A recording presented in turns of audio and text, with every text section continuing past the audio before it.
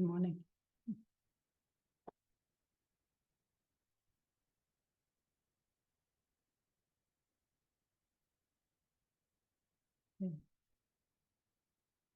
We were just waiting for our washer machine to finish. We had 1 minute. So where do you live now, guys? Is it the same place as before? We are living in a new place since June. And what's that near to? It's still near Málaga.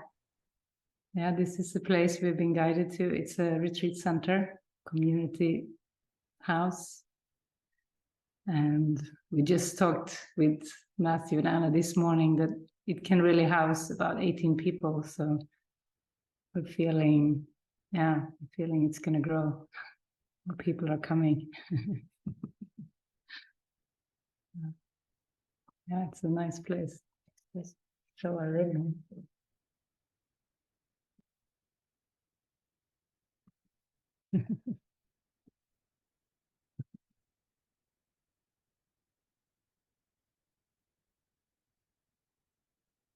Yeah, but we're going to find a nice inner place here together. We can just take a deep breath and arrive, feel ourselves here. Welcome, presence.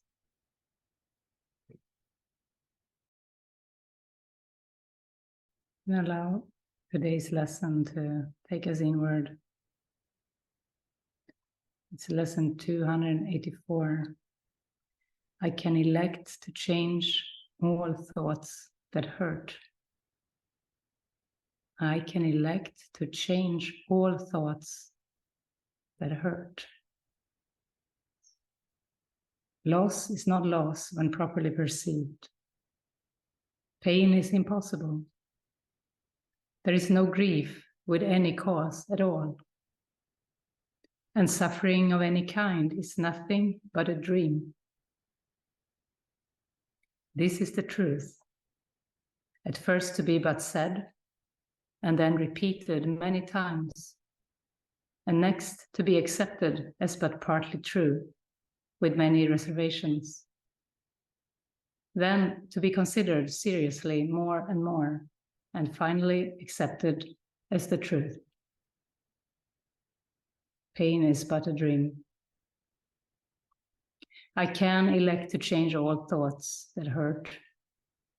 And I would go beyond these words today and past all reservations and arrive at full acceptance of the truth in them. Father, what you have given cannot hurt, so grief and pain must be impossible. Father, what you have given cannot hurt. Let me not fail to trust in you today, accepting but the joyous as your gifts, accepting but the joyous as the truth. I can elect to change all thoughts that hurt. We can go within with this beautiful truth that there is no pain. Let's be curious about that experience. And let's practice to let go of all thoughts that hurt. Doubt thoughts, attack thoughts, defensive thoughts, loss. If any such thoughts are in your mind, allow them to be given over fully in this meditation.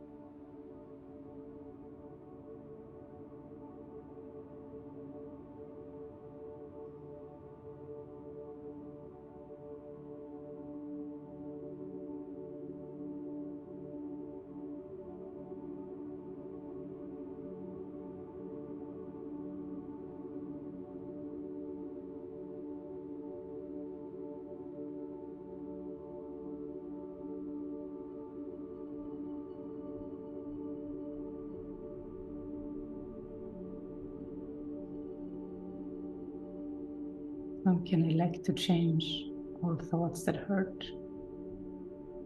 And this includes even concern, pressure, doubt thoughts,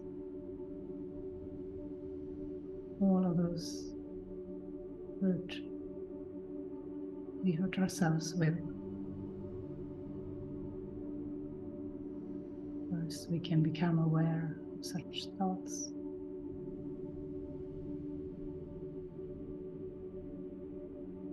And just allowing them to be let go.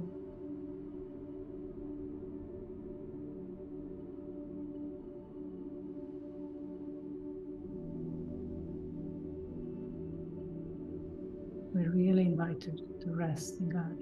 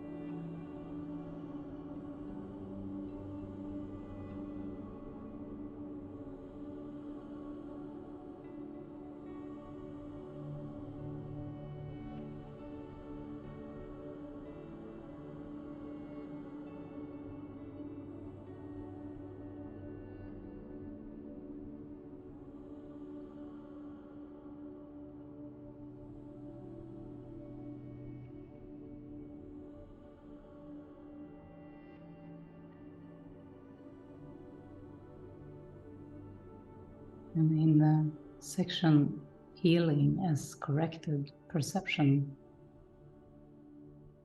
we can read this. Wrong perception is the wish that things be as they are not. Wrong perception is the wish that things be as they are not. Wrong perception is a wish.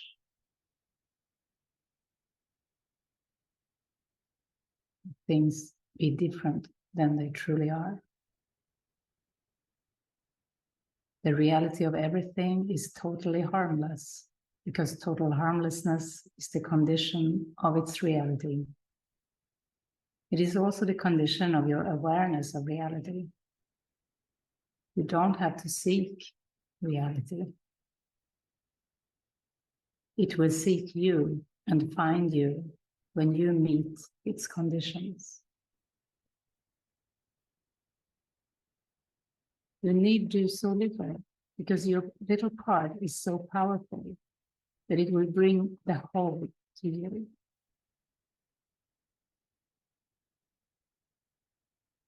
You need do so little, because your little part is so powerful that it will bring the whole to you. Accept then your little part and let the whole be yours.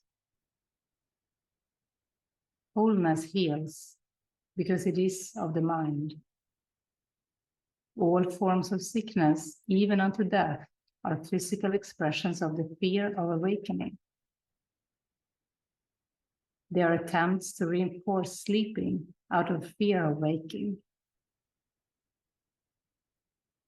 All forms of sickness are attempts to reinforce sleeping because of fear of waking. This is a pathetic way of trying not to see by rendering the faculties for seeing ineffectual.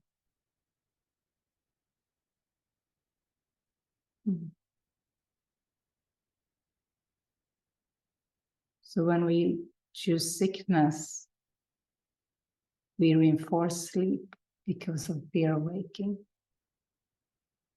And he's saying this is a pathetic way of trying not to see the misuse of the power of the mind. Rest in peace is a blessing for the living, not the dead. because rest comes from waking, not from sleeping.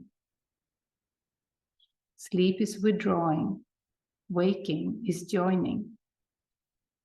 Dreams are illusions of joining because they reflect the ego's distorted notions about what joining is.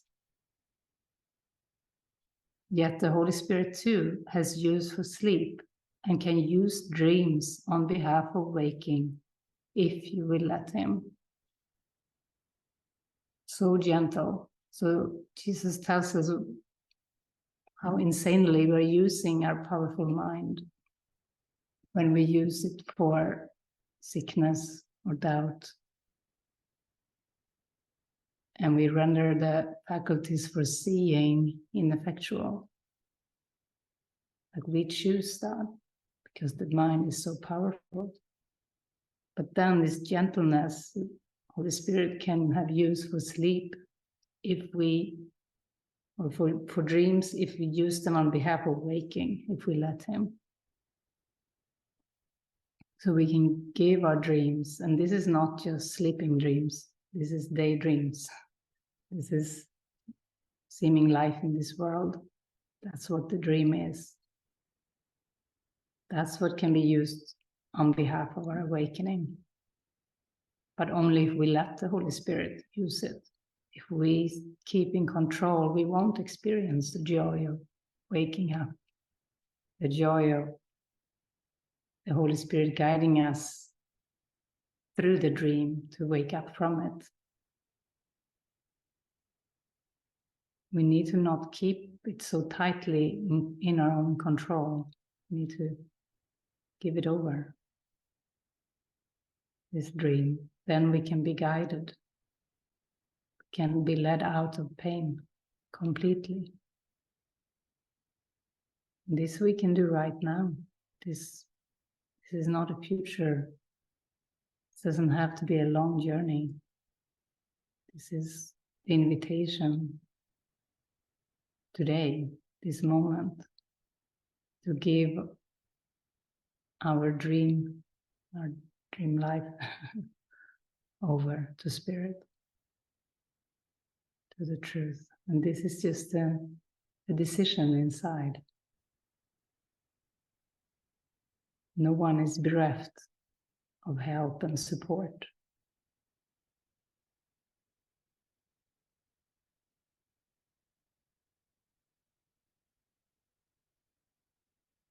But here he also talks about sleep, like nighttime sleep.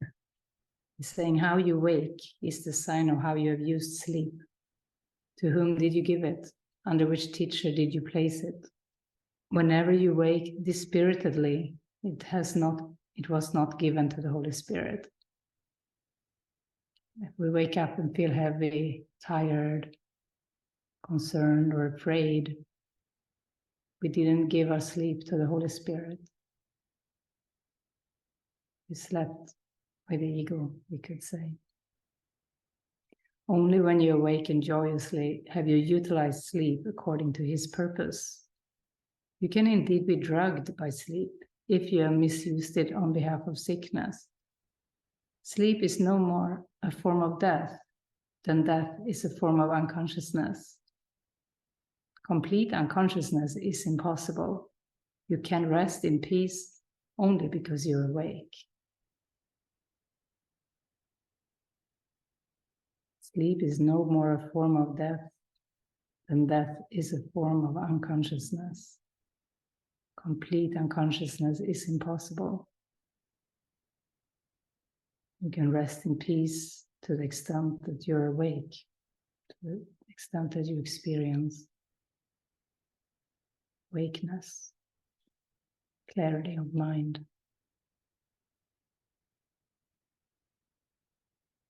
And all healing is the release from fear of waking. Healing is release from the fear of waking. The decision to wake is the reflection of the will to love, since all healing involves replacing fear with love.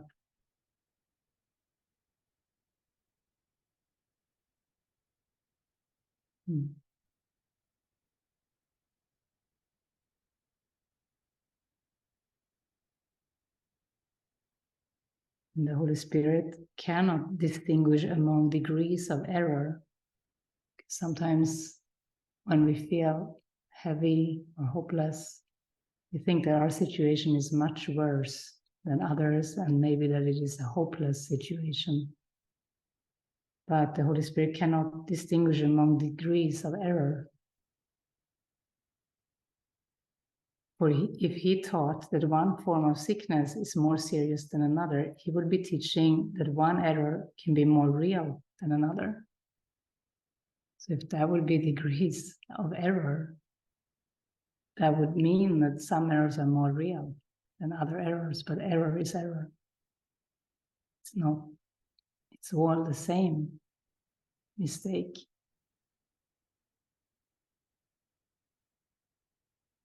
The Spirit's function is to distinguish only between the false and the true, replacing the false with the true. And so this is what we're called to do in our minds. This is the Holy Spirit in our minds, having us realize that we can just release the false on behalf of what is true. We don't have to analyze the error. We can just say, well, this is error. This is not true. I choose the truth. I choose the Holy Spirit.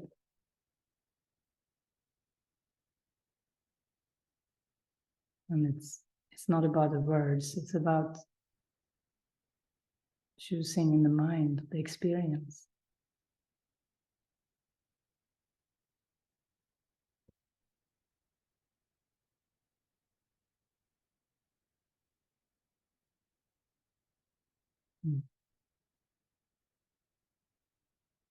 This next paragraph is interesting.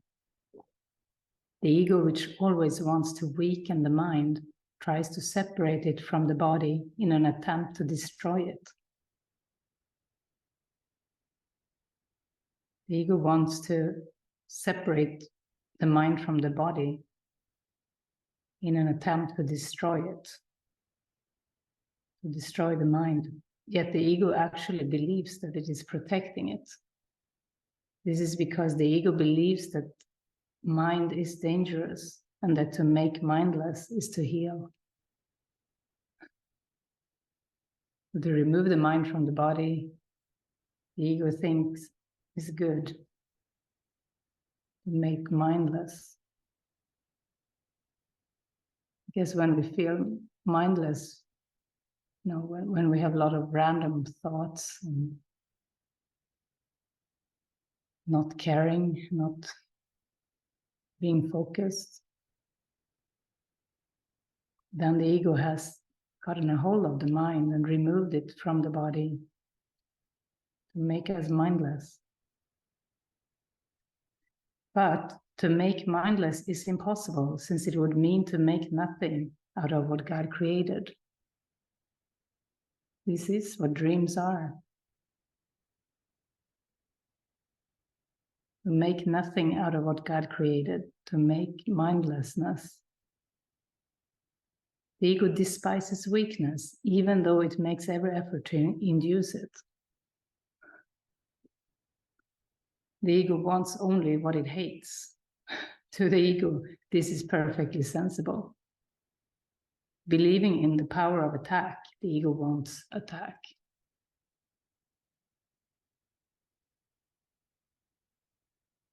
The Bible enjoins you to be perfect, to heal all errors, to take no thought of the body as separate, and to accomplish all things in my name.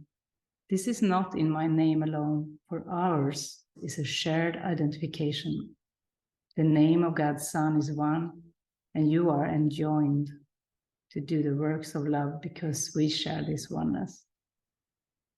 I like the word enjoined. I don't know if I ever heard it. It sounds both like joining and enjoying at the same time. We are enjoined. Our minds are whole because they are one. If you're sick, you're withdrawing from me. Yet you cannot withdraw from me alone. You can only withdraw from yourself. and me. So when we choose doubt or sickness, we have actually withdrawn from ourselves and from spirit at the same time. So all this is to come back to ourselves. That's all healing is.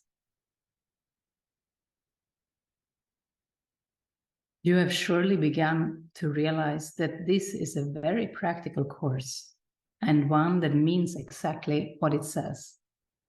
I would not ask you to do things you cannot do, and it is impossible that I could do things you cannot do. Given this, and given this quite literally, nothing can prevent you from doing exactly what I ask, and everything argues for you doing it.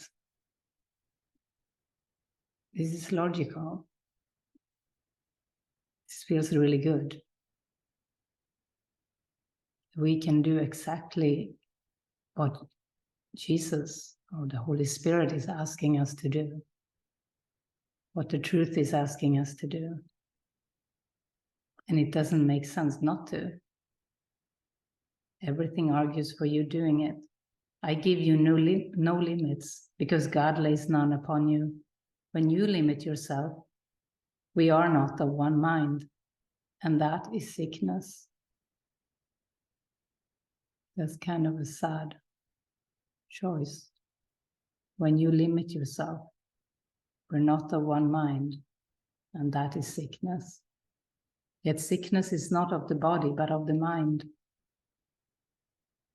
All forms of sickness are signs that the mind is split and does not accept a unified purpose.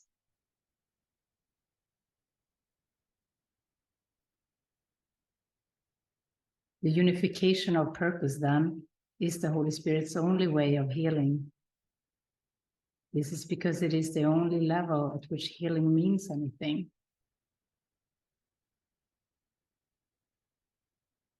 The reestablishing of meaning in a chaotic thought system is the way to heal it.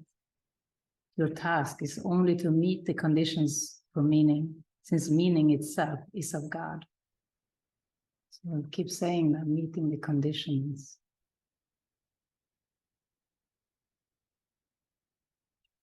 Yet your return to meaning is essential to His, because your meaning is part of His.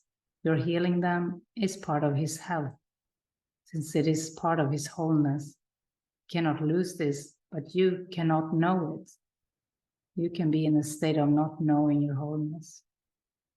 Yet it is still His will for you, and His will must stand forever and in all things.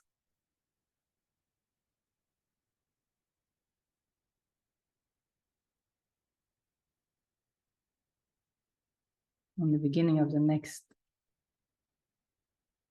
section is saying, fear of the will of God is one of the strangest beliefs the human mind has ever made. The fear of the will of God. It could not possibly have occurred unless the mind were already profoundly split, making it possible for it to be afraid of what it really is.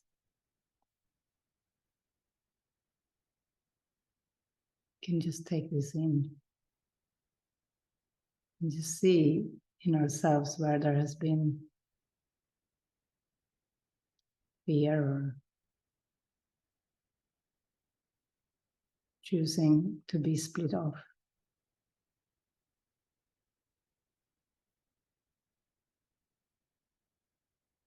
I can elect to change all thoughts that hurt. In this lesson, he's clearly describing a process. Saying first you will just say these words without maybe believing them. And then repeat these words many times. And next they will be accepted as partly true with many reservations. And then be considered seriously more and more and finally accepted as the truth. I can elect to change all thoughts that hurt. And today I would go past all reservations and arrive at full acceptance. of the truth.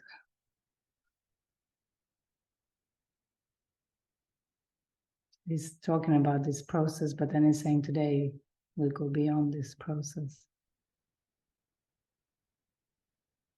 We can elect to change all thoughts that hurt. And first we need to see them. We need to see these thoughts that hurt. And I think there can be many. There can be a lot of thoughts that hurt and keep coming. And they can be subtle. We may not catch them always. But we can become better at catching them and releasing them. This is it. This is the healing, is to work with the mind this way. To keep working with our own mind this way. There is no other way. It's not going to come from the outside. It comes from within, from us changing our mind, seeing our thoughts, seeing the patterns, and releasing them with spirit. We're not on our own in this. We've been on our own enough. That is the split. So anytime we think we're on our own, we have made a mistake. Then it's time to find spirit within. Say, I made a mistake. I thought I was lost, but let me reconnect. Let me take a moment with God. The ego solution is to find it outside. Change something. Or seek it in people or in relationships with people. And the beauty is the spirit can use that too. But we can watch out for when we try to do that with, with the ego, with trying to get something perhaps. Because it's simple. It's not complicated. It's not even time-consuming. It's a simple choice, a simple change of mind.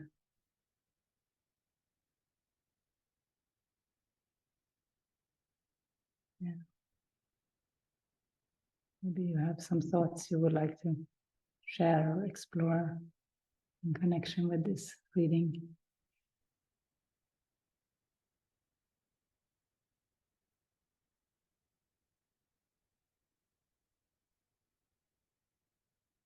Sure.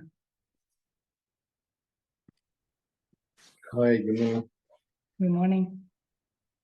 Could you just say the chapter again, chapter number? Mm-hmm. It's chapter 8, part 9, Healing as Corrected Perception. Thank you.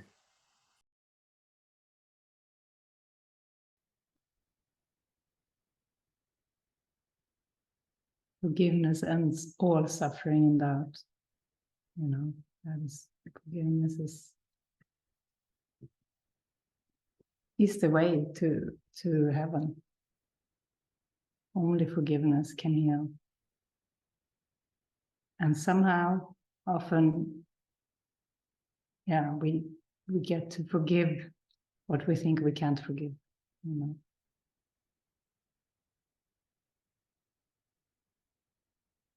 And realizing that what you thought your brother did to you has not occurred. That's literally what Jesus says. And I think that's that's why forgiveness, that's why there is resistance to forgiveness, because it sure seems like things are done to us, Yeah, it is for all of us. We can just allow to release whatever has come up through the shares. And just take a moment here with Holy Spirit.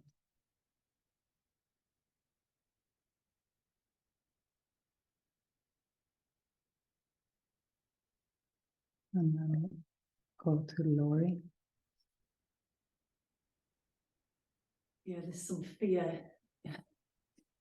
And just thinking about the lesson today, I can elect to change the thoughts that hurt me. One I'd like to change is this fear of expressing. Yeah, what came to me was when you said, Barret, that there's an idea that it's very high stakes. Whenever I expose anything or just present joining, there's a belief that makes it worse. Yeah, like in the sharing, that's going to bring up some emotion, and I want to avoid those emotions, and often it's shame. And I just don't, I'm so tired of it. And I get more like, I'm deliberating, you know, whether to share, and I get more and more restless, and just the whole time is awful. Yeah, it's very liberating to share and express. Again, only the hidden can terrify, not for what it is, but for its hiddenness. So when you unhide, when you just put it out there, you know, you're always so happy. And I think you're really, really good at it. You don't want to, you don't last long in, you know, holding on to stuff. Because it feels too bad to, and then I do know afterwards, like the emotions do come and I work through them and it's okay, it's all okay, but I just don't want that feeling before. If I could overcome that or change that thought, that belief, it would be so freeing. Yeah, and just what you shared at the beginning of the meeting, there's some fear around sharing this, what I'm going to say. But we joined, the kitchen team joined, and we came up with a cooking rota. And when I went back to my room, I prayed on it, and I thought, oh, something's not, it needs tweaking, something's not quite right. And I thought to myself, me and Anna need to swap Sunday, Monday, our cooking days. And I thought to myself, I'm going to send Anna a message telepathically. And I'll see what happens. But in that moment, it probably felt like a little bit of a test, like I was testing the universe. It's only like after the event. This is one of the reasons why I don't like sharing, because I feel like I can't explain things properly, but... You're doing great. So last night I got a message off Anna saying I can do Monday or Tuesday, basically take me off the Sunday. And I knew it was coming. It was like... And I debated whether to even send her a message back and tell her the experience, like, because there's something in doing that, like I'm not going to be believed, or then, yeah, it's just... Miracles are natural. This is, you're aligning with miracles, with the open mind. It's beautiful. You could sense it and it came, you know. Like it's already been and gone, that's the feeling. But it takes for Anna to respond, it took for Anna to send that message for me to think, oh yeah, I was just picking up on something that's already happened. It's not, the ego jumps in and says, oh, you're just trying to test God, or... Ego wants to get in everywhere. Even into the intuition. Oh, the doubt comes in around it. And now I feel calmer that I've expressed. Yeah, beautiful. Feels good. Thank you. Thank you. Yeah, thank you. Yeah. I can elect to change all thoughts that hurt. That's a good practice. In a way, it's all worldly thoughts. All thoughts about form, thoughts about future or past.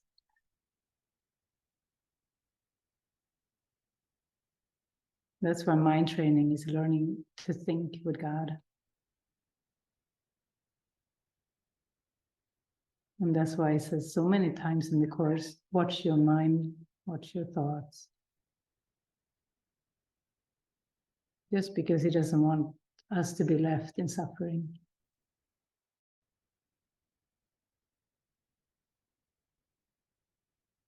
Or to choose the inner light that heals everything. That joins. And the word enjoins actually means like calls upon or requests. So it's true. You know, the way you say it, the spirit is enjoining us.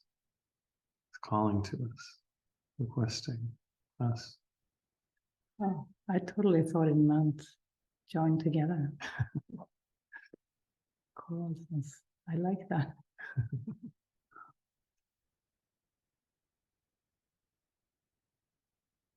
A good word to have in my vocabulary.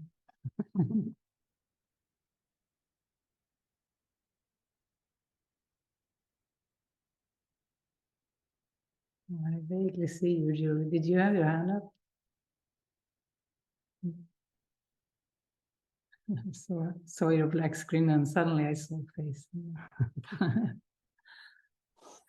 I didn't have my hand up, but I think I do now.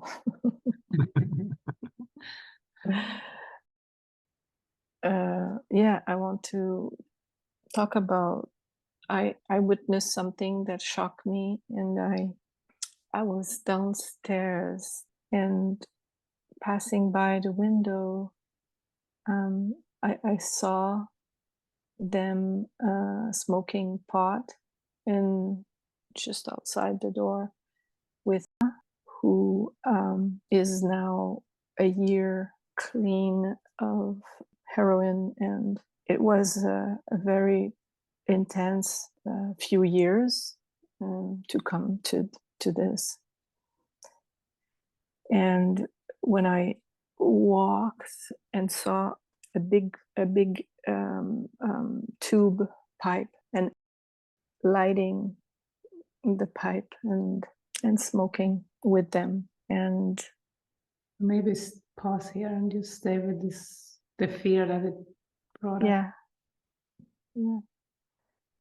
Well, the fear is, I'm afraid that it's a big mistake that we forgot to ask, to talk about, because I didn't think it's not in my field that much to ask. Do you drink? Do you smoke? What's the drug? And I'm afraid that I made a mistake.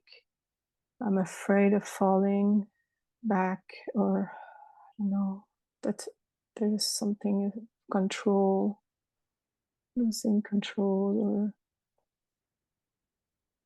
I'm blank right now. I don't know what else to say. Yeah. I think this is good to see it as to see everything as an opportunity for healing, you know. And so this, yeah, we can maybe be grateful that you saw this, because you don't want that to be part of your community. I can hear that. And so it's just see it like Holy Spirit showed you, so that you can have a really good meeting and lay out the conditions for everyone who stays there.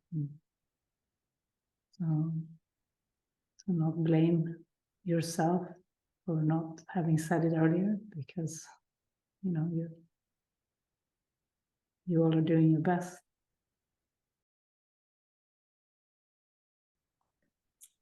I think it has to do again with people pleasing, the dismantling of people pleasing, because I feel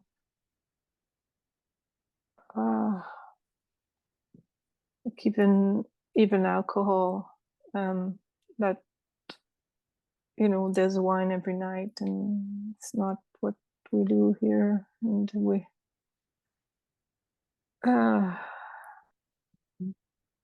Yeah.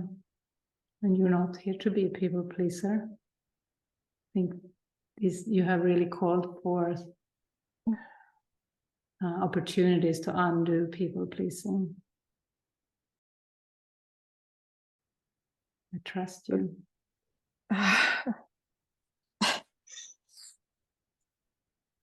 I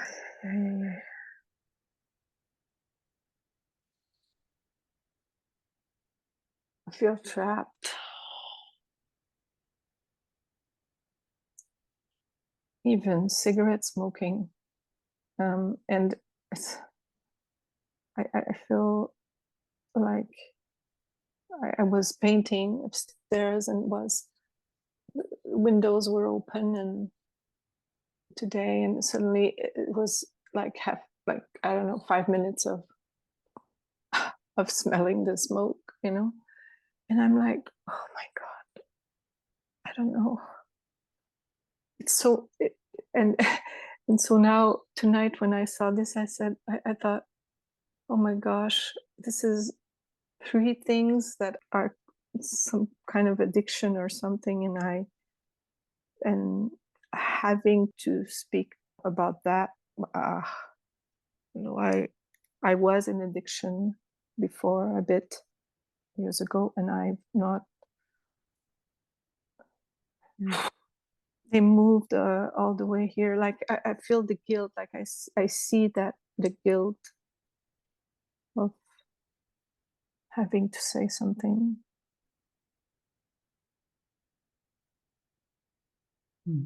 So it's helpful to, process that guilt and to invite the spirit in to clear it. Also the guilt of communicating, the fear of communicating. You can do it. Oh. Yeah. We love you.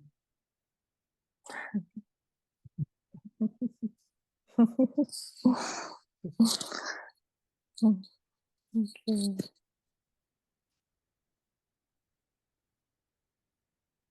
Okay. Thank you for that. Thank you. Yeah, sometimes I see it as, when you feel surprised or shocked at something that you see that doesn't feel right, something that someone has been hiding or something going on that you seem to happen to see it. It's not random. It's the mind calling for healing, and it wants to be seen. Something wants to be seen. Something is getting exposed to be cleared, to be addressed in the mind. So I always see it as a gift when these kind of things happen. Sometimes it shakes us up, it's not what we expected. But yeah, you already see the people pleaser and the guilt in your own mind. That is, that you're ready to release. And that you will release also in this circumstance, to communicate, to talk about it. All is well.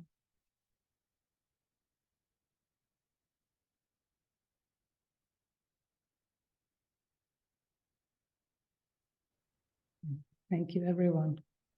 Yeah. Yeah, we love you all. Yeah. Yeah. See you soon.